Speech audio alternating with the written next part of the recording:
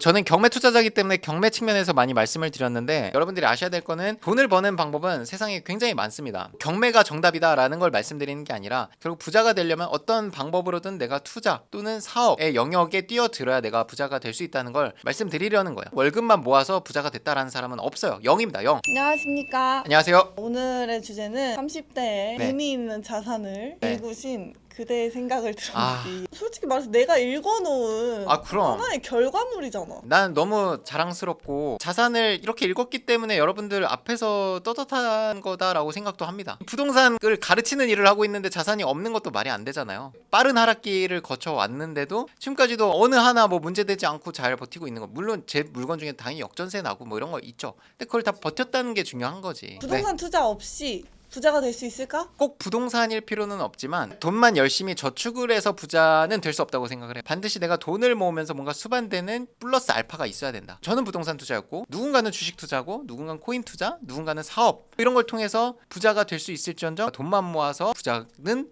지금은 못 된다고 생각을 합니다. 10년 전에 아이스크림 뭐 500원이었던 게 1000원, 1200원 이렇게 하거든요. 몇 배가 올랐냐면 240%가 오른 거거든요. 물가 상승이 그만큼 빨랐다는 건데, 내가 그동안에 월급 모은 걸로 그걸 따라갈 수 있겠냐는 거죠. 내가 살아가는 데 필요한 모든 것들이 그렇게 금액이 올라간 거고, 내가 집을 사야 된다고 할 때는 500원이 아니라 5억짜리, 10억짜리가 20억, 30억 이렇게 돼 있을 수도 있는 거잖아요. 10년 뒤에는. 인플레이션을 내가 단순히 돈만 모아서는 따라갈 수는 없다고 생각을 합니다. 레버리지를 활용하건 사업을 구상을 하건 해서 월급 받는 거 외에 추가적으로 얻는 소득이 있어야겠죠. 부동산 가격이 더 이상 올라갈 수 없는 이유 논평을 해주시는 전문가도 계시고, 인구 절벽이고, 그럼 인구가 줄면 아이스크림도 1,800원짜리가 500원이 되냐고요. 아, 소비자가 주니까. 네. 왜 유독 부동산만, 뭐 아이스크림이나 음식 이런 것도 다 사람이 먹는 거잖아요. 다 사람이 있어야지 되는 거잖아요. 왜 유독 부동산만 준다고 하는 건지, 뭐 그런 얘기도 합니다. 소득 대비 집값이 높다는 거. 집값은 항상 직장인들에게는 말도 안 되는 금액이어 왔어요. 80년대부터.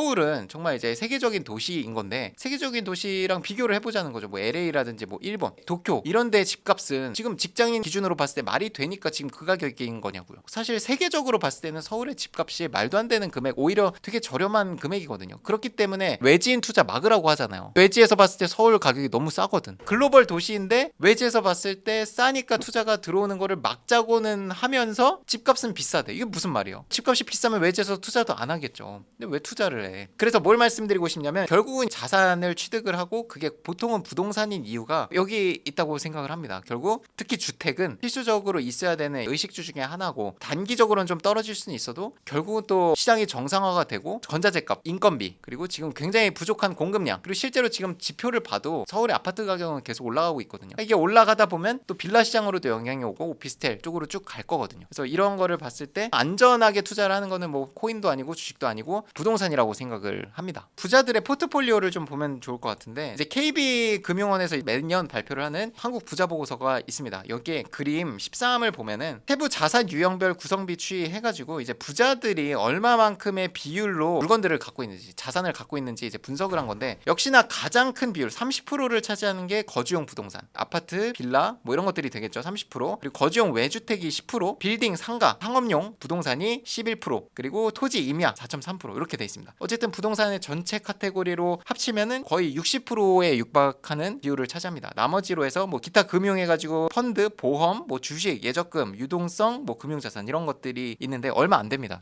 부동산에 비해서는. 그만큼 이제 우리가 생각하는 부자들은 이미 부동산을 갖고 있고, 그리고 부동산을 통해서 상위층으로 올라갔다라는 거를 이 표를 통해서 또 알 수도 있죠. 이분들도 처음에는 이제 월급쟁이로 시작한 분들도 굉장히 많아요. 돈을 차곡차곡 모아서 저금을 하는 게 아니라 목돈을 가지고 투자를 해가지고 올라간 거거든요. 빠르게. 여러 채를 갖고 있는 분들은 더 빨리 올라가게 되거든요. 그래서 제가 항상 강조하는 게, 투자라는 거는 반복을 할 수 있어야 된다. 반복을 할 수 없으면 여러 채를 저처럼 보유를 하든가, 한 채 올라간 걸 먹는 게 아니라 두 채, 세 채 올라간 거 곱하기 3인 거잖아요. 내가 사업소득이 월에 몇천 이상씩 나고 수천만 원씩 뭐 벌 수 있다면 사실 그것만 해도 인플레이션 이상으로 내가 따라갈 수 있는 거죠. 부동산 투자의 가장 큰 장점이라고 하면, 내가 2억짜리를 살라 그래도 내 돈 3천만 원만 있으면 투자할 수 있어요. 예를 들면 우리 최근에 교육생이 낙찰받은 물건 한번 보여드려 봅시다. 서울시 동작 동작구 상도동에 있는 물건인데 평수가 좀 다양하긴 합니다. 뭐 16평도 있고 8평도 있고 9평도 있는데 보통은 이제 8, 9평 정도라고 보시면 되는데 낙찰된 가격이 지금 위반 건축물을 제외하면 다 2억 2천, 2억 5천, 2억 1천, 2억 7천, 2억 5천, 2억 5천 7백, 2억 5천, 2억 2천 그리고 1억 8천 7백이 있죠. 1억 8천 7백에 받은 분이 우리 교육생입니다. 근데 정말 물건을 잘 받았어요. 뭐냐면 자, 2억 8천짜리를 이분이 67% 가격에 받았어요. 1억 8천 7백에 받으니까 대출이 90%가 실행이 됐거든요. 그러니까 보증금이 1,400만 원인데 보증금을 냈겠죠. 입찰할 때 내고 낙찰 받고 대출이 90% 나오니까 내야 될 돈이 한 500만 원 정도밖에 없는 거예요. 내 돈이 그러면 2천만 원밖에 안 들어가거든요. 여기는 권리 분석도 문제가 없고 여기 시세라고 하면 한 2억 6천 정도에는 매도가 되는 물건입니다. 지금 낙찰된 가격들을 보면 다 2억 2천, 2억 5천, 2억 5천 7백 이렇게 받아갔잖아요. 2억 6천 정도의 매도가 되는 거고 이렇게 좀 높게 받으신 분은 보통 이제 전세 사기 피해자분들일 겁니다. 그리고 이거는 좀 큰 평수고 이분이 번 돈은 한 5천만 원 정도가 됩니다. 5천만 원을 벌기 위해서 들어간 돈이 3천만 원도 채 안 될 거예요. 잔금으로 들어간 게 2천만 원이고 뭐 수리비, 수선비, 뭐 취득세, 법무비 다 합쳐도 당연히 1천만 원도 안 되거든요. 보수적으로 봐도 3천만 원도 훨씬 안 되는 돈으로 세후로 5천만 원은 벌 수 있습니다. 이분은 매매 사업자니까. 이게 레버리지의 힘이라는 거예요. 여러분들이 어디 가서 3천만 원 넣어가지고 5천만 원 번다라고 하면 더 위험한 투자밖에 없거든요. 근데 이거는 안정적으로 내가 현재 시세를 보고 현재 시세만큼만 먹고 나오는데도 5천만 원을 번 거잖아요. 이게 레버리지의 힘이라는 거죠. 내가 만약에 3천만 원 가지고 레버리지 없이 돈을 번다라고 하면은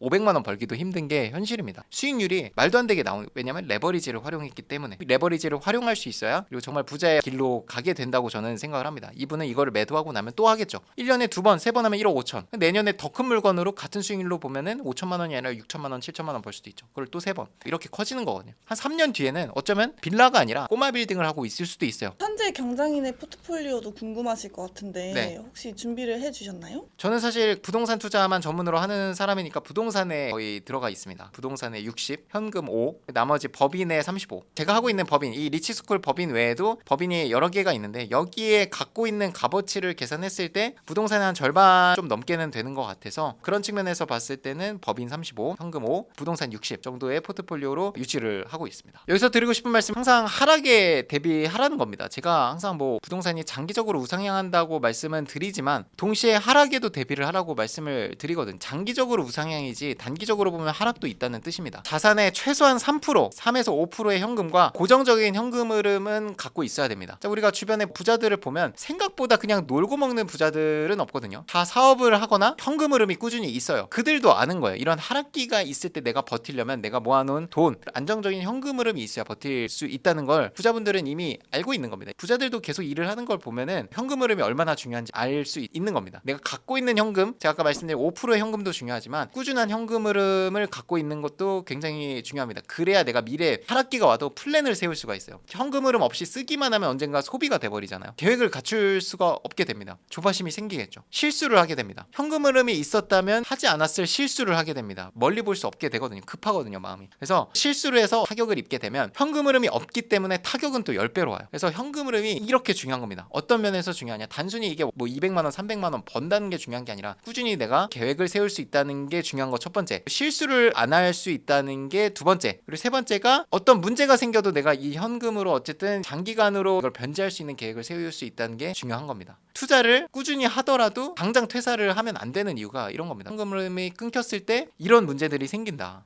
굉장히 조바심이 들 거고 낙찰이 안 됐을 때 조바심, 낙찰이 되고 나서 세입자가 안 나갔을 때 조바심, 모든 절차가 다 조바심이 들어요. 누군가가 보면 저 사람은 투자만 하고 굉장히 좋아 보인다라고 할 수 있지만 사실 그 내면에는 조급하기 때문에 낙찰가를 높였을 수 있는 거고 사전에 확인했어야 될 자료들을 확인을 안 해서 권리상 문제되는 물건을 받았을 수도 있고 대출이 안 나오는 물건인데 나올 줄 알고 그냥 들어갔다가 대출이 안 나가지고 잔금 이납을 하고 이런 사고들이 조급함 때문에 생기는 경우가 또 많이 있습니다. 여기서 드리고 싶은 말씀은 두 가지입니다. 조급한 투자를 하지 말자. 그리고 모르는 투자는 하지 말자.